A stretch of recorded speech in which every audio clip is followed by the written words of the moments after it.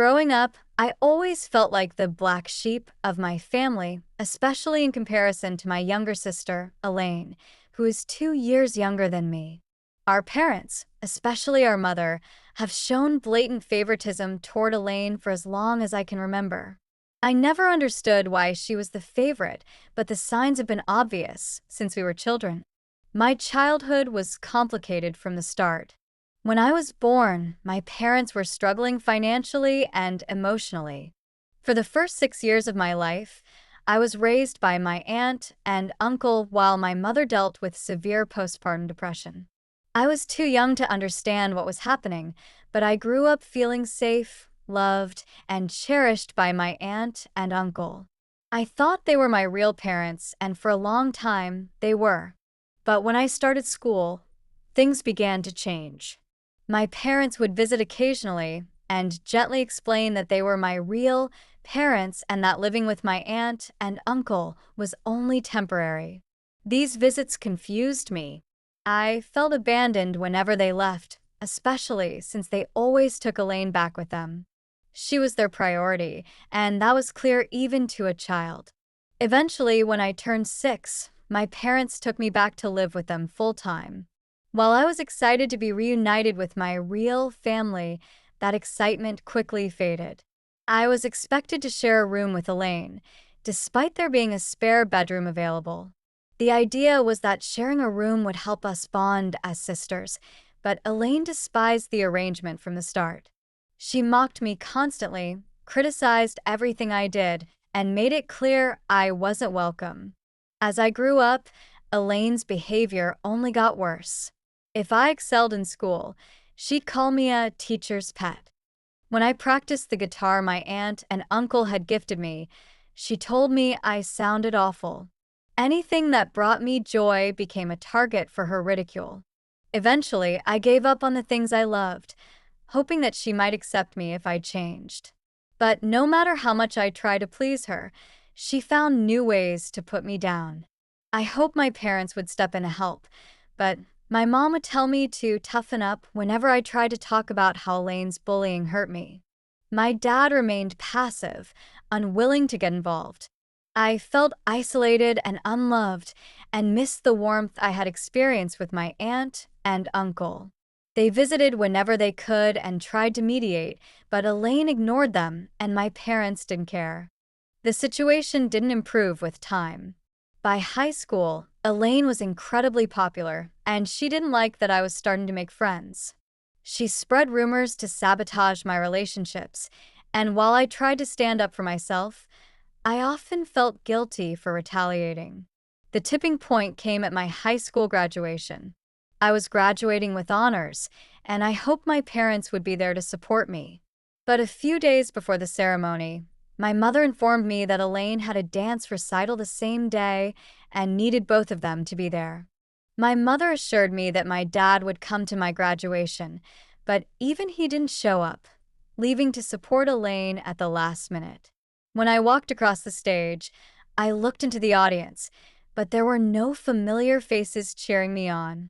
I returned home that day to find my family celebrating Elaine's recital, not even acknowledging my graduation. This pattern continued into adulthood. Elaine went to a prestigious university, and my parents celebrated her achievements lavishly. A year later, I graduated with a computer science degree and secured a job at a top tech company. My aunt and uncle, who had always supported me, threw a small gathering in my honor. My parents disapproved, arguing that it was too much and that they hadn't done the same for Elaine. They dismissed the celebration as unnecessary and complained that I was making Elaine feel left out. Years passed, and I learned to stop depending on my parents for support. I found companionship in my boyfriend, Jake, who always appreciated me for who I was. But even then, my parents found ways to show their favoritism. They welcomed Elaine's boyfriend to family gatherings with open arms while finding excuses to exclude Jake. Despite his achievements and career as a software engineer, they constantly criticized him, often hinting that they would prefer someone else. 6 months ago, Jake proposed, and I was ecstatic. I shared the news with my parents, hoping for a positive reaction, but my mother texted later to express her disappointment, claiming Jake was too career-driven and not family-oriented enough. I brushed off her criticisms and focused on planning our wedding with Jake. We sent out invitations to everyone, including Elaine and my parents. Shortly after, I was shocked when my dad called to inform me that my mom wouldn't be attending the wedding. Elaine had scheduled a surprise party for her boyfriend on the same day as my wedding, and my mom decided that she would rather attend that. I reached out to Elaine, asking her to reschedule, but she coldly replied that her boyfriend's happiness was her priority. My mom defended Elaine, saying she needed to be there for the party. Feeling deeply hurt, I chose to distance myself from them. I poured all my energy into creating a beautiful, joyful wedding with Jake. My aunt and uncle stood by my side, and my dad honored his promise to attend. But after the wedding, I learned that my mom and Elaine had flaunted their attendance at the party on social media. Neither of them reached out to congratulate Jake and me. Afterward, my aunt and uncle confronted my mom, who defensively argued that Elaine's party was important. Outraged by her treatment of me over the years, they informed her that they intended to leave their inheritance solely to me as a way of acknowledging the love and support they had always shown me. Furious, my mom accused them of trying to buy my love.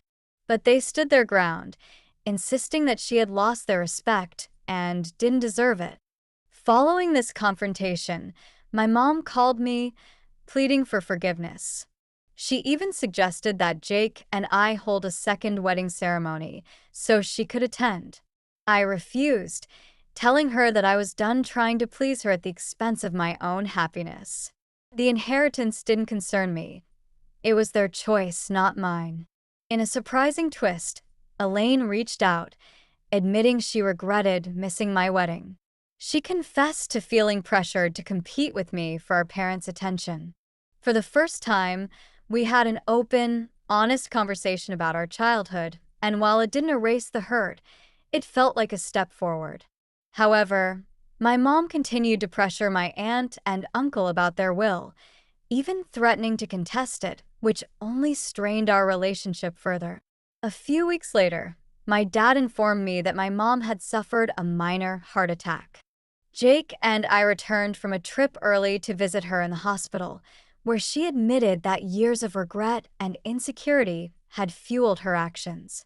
She revealed she had been seeing a therapist and had started to realize the damage her favoritism had caused. My mom even apologized for her absence at the wedding and accepted my aunt and uncle's decision regarding their inheritance, marking the start of a new chapter for our family. Since then, we've attended family therapy, which has been painful but necessary. My mom has continued individual therapy, and she has made strides in understanding her actions and working to change. Elaine and I have started rebuilding our relationship, going on sister dates, and working on overcoming the years of resentment.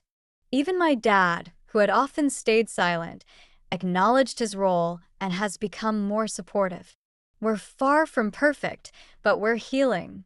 My mom recently suggested that Jake and I renew our vows for our first anniversary as a way to celebrate our love and the progress our family has made. This time, her request felt genuine, free from guilt or manipulation. After talking it over, Jake and I agreed. We saw it as an opportunity to share a moment of healing with our family and move forward. The ceremony was small, intimate, and filled with love. For the first time, I felt like my family genuinely supported Jake and me. While there are still challenges and occasional tension, I finally have the tools to address them, and I feel hopeful about the future of our family. Thank you all for your support and guidance throughout this journey. Healing and growth are never easy, but I'm finally starting to feel the peace I've always longed for.